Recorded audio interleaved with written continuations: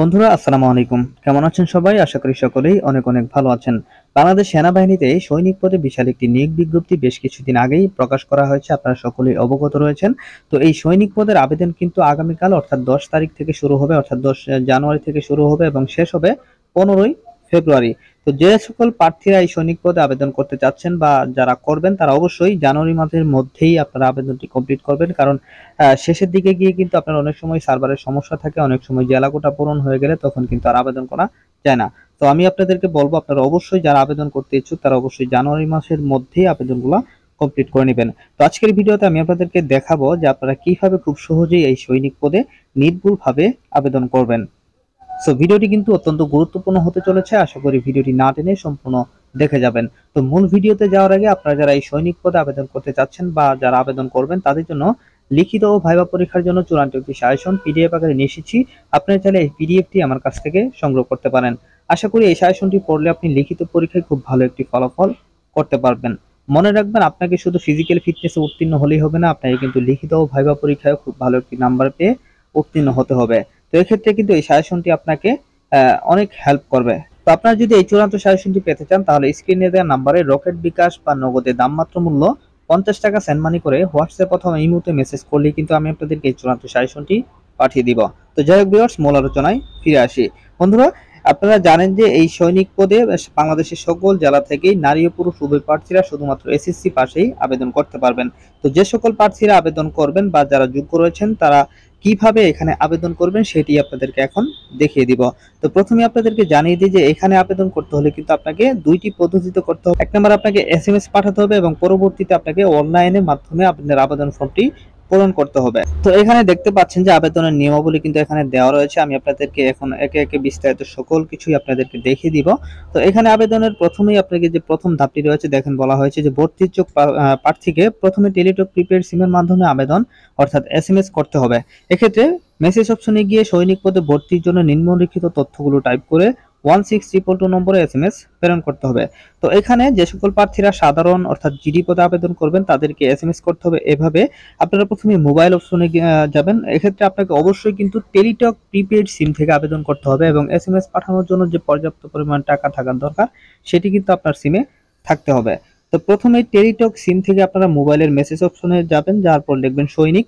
এক্ষেত্রে যারা পুরুষ প্রার্থী রয়েছেন তারা লিখবেন এভাবে সৈনিক, আর যারা মহিলা প্রার্থী রয়েছেন তারা সৈনিকের আগে একটা এফ দিবেন। এই এফটা অবশ্যই বড় হাতের দিবেন, অর্থাৎ এফ সৈনিক space first 3 letters of SSC board. এক্ষেত্রে এটা হচ্ছে আপনারা যে শিক্ষা বোর্ড থেকে পাশ করেছেন সেই শিক্ষা বোর্ডের প্রথম 3টি অক্ষর এখানে আপনাকে দিতে হবে। এক্ষেত্রে যারা ঢাকা বোর্ডের অধীনে রয়েছেন তারা দিবেন ডিএইচএ, যারা কারিগরি বোর্ডের অধীনে রয়েছেন তারা টিইসি দিবেন এবং যারা উন্মুক্ত বিশ্ববিদ্যালয়ের অধীনে রয়েছেন তারা দিবেন এমওইউ। এক্ষেত্রে এভাবে আপনারা যে যে বোর্ড থেকে পাশ করেছেন সে বোর্ডের প্রথম 3টি অক্ষর আপনারা এভাবে দিয়ে দিবেন।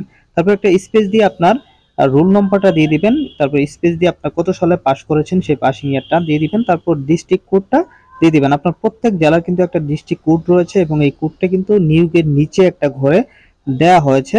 আপনারা নিয়ে গিয়ে কিন্তু এই কোডটি পেয়ে যাবেন। তো আপনাদের জেলা কোডটি এখানে বসিয়ে দিবেন। তো এখানে আবেদন করার সময় আপনারা অবশ্যই একটু 100% শিওর হয়ে তারপরে দিবেন, কারণ এখানে যদি কোনো ধরনের আপনার একটা অক্ষর বা একটা সংখ্যা যদি এদিক সেদিক হয় সেক্ষেত্রে কিন্তু আপনার আবেদনটি বাতিল হয়ে যাবে। আপনারা অনেক সময় কমপ্লেন করে থাকেন যে ভাইয়া আমি আবেদন করেছি কিন্তু আমার এখনো এসএমএস পাঠানো হয়নি। আমাদের সাথে যারা আবেদন করেছে তাদের এসএমএসটি কিন্তু পাঠানো হয়েছে কিন্তু আমার এসএমএসটি এখন পর্যন্ত আসেনি। তো এটার অন্যতম কারণ হচ্ছে আপনি আবেদনের সময় কোনো একটা কিছু ভুল করেছেন। তো আপনি যদি কোনো একটা কিছু ভুল করেন তাহলে আপনি নিশ্চিত থাকেন যে আপনার এসএমএসটি কিন্তু আসবে না। তো অবশ্যই আপনারা 100% শিওর হয়ে তারপরে আপনারা আপনাদের তথ্যগুলো দিবেন। এক্ষেত্রে আপনি যদি না বুঝতে পারেন তাহলে যারা অভিজ্ঞ রয়েছে বা যারা এই ধরনের আবেদনগুলো করে তাদের কাছ থেকে আবেদনটি করে নেওয়ার চেষ্টা করবেন।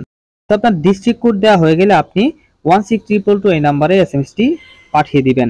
তো যে সকল প্রার্থীরা টেকনিক্যাল ট্রেডে আবেদন করবেন তাদের এসএমএসটি কিন্তু ঠিক এভাবেই হবে, কিন্তু এখানে একটু পরিবর্তন হয়েছে, আর সেটি হচ্ছে ডিস্ট্রিক্ট কোড দেওয়ার পর আপনাকে স্পেস দিয়ে টিটি লিখতে হবে। টিটি লিখে স্পেস দিয়ে আপনার ট্রেড কোড, অর্থাৎ যারা টেকনিক্যাল ট্রেডে আবেদন করবেন তাদের কিন্তু একটা ছক দেওয়া হয়েছে। এই যে দেখেন টেবিল 1 ছক অনুযায়ী আপনি কোন কেন্দ্রে পরীক্ষা দিতে ইচ্ছুক সেই কেন্দ্রের কোডটি কিন্তু আপনাকে এখানে দিতে হবে। আপনি কোন পদে আবেদন করবেন সেটাই কিন্তু এখানে দিতে হবে। তো এটুকু আপনারা ছক দেখে আপনার তো আপনাদের ডিস্ট্রিক্ট কোড দেওয়ার পর স্পেস দিয়ে টিটি স্পেস স্টেট কোড, অর্থাৎ যেটা আপনাদেরকে দেখালাম সেই স্টেট কোড লেখার পর স্পেস দিয়ে এক্সাম সেন্টার কোড, অর্থাৎ কোন কেন্দ্রে আপনি পরীক্ষা দিতে চান সেই কেন্দ্রের কোডটি এখানে দিতে হবে, দিয়ে আপনাকে 1622 নম্বরে এসএমএসটি কিন্তু পাঠিয়ে দিতে হবে।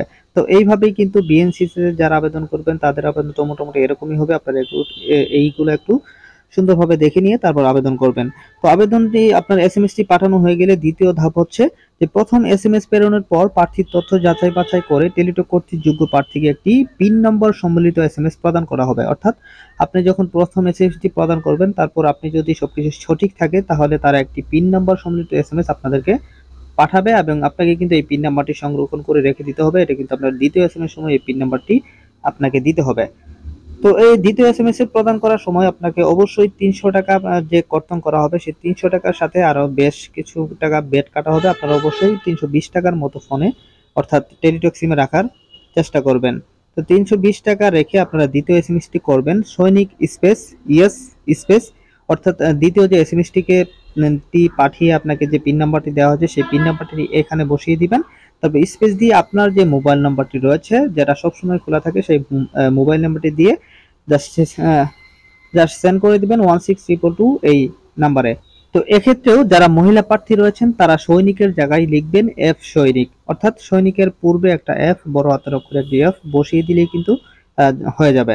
তো এসএমএসটি পাঠানো হয়ে গেলে আপনাকে তৃতীয় ধাপ হচ্ছে দ্বিতীয় এসএমএস প্রেরণের পর অর্থাৎ আপনাকে একটি এসএমএস তারা পাঠাবে এবং সেই এসএমএসে কিন্তু আপনাকে ইউজার আইডি এবং পাসওয়ার্ড দেওয়া হবে।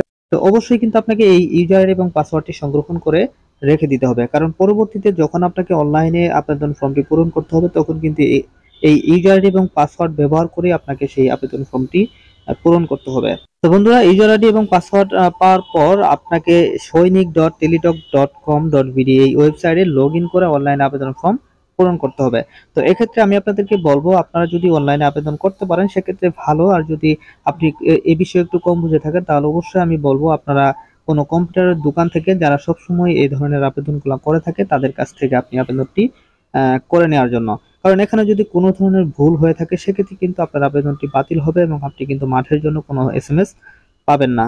তো বন্ধুরা কম্পিউটার দোকান থেকে আপনার আবেদনটি কমপ্লিট হয়ে গেলে আপনাকে একটা প্রবেশপত্র তারা প্রিন্ট করে দিবে। তো আপনি এই প্রবেশপত্রটি কিন্তু অবশ্যই সংরক্ষণ করে রেখে দিবেন। তো এই প্রবেশপত্রটি যদি আপনি মাঠে না নিয়ে যান সেক্ষেত্রে কিন্তু আপনাকে মাঠে প্রবেশ করতে দেওয়া হবে না। সো অবশ্যই এই প্রবেশপত্রটি ভালোভাবে সংরক্ষণ করে রেখে দিবেন এবং আপনাকে যে এসএমএস গুলো পাঠানো হয়েছিল সেই এসএমএস গুলোও সংরক্ষণ করে রেখে দিবেন। তো বন্ধুরা অনলাইনে আবেদন ফর্ম পূরণ করতে আপনার কি কি কাগজপত্র লাগবে এটা নিয়ে আমি পরবর্তীতে আরেকটি ভিডিও দিয়ে বিস্তারিত জানিয়ে দেব।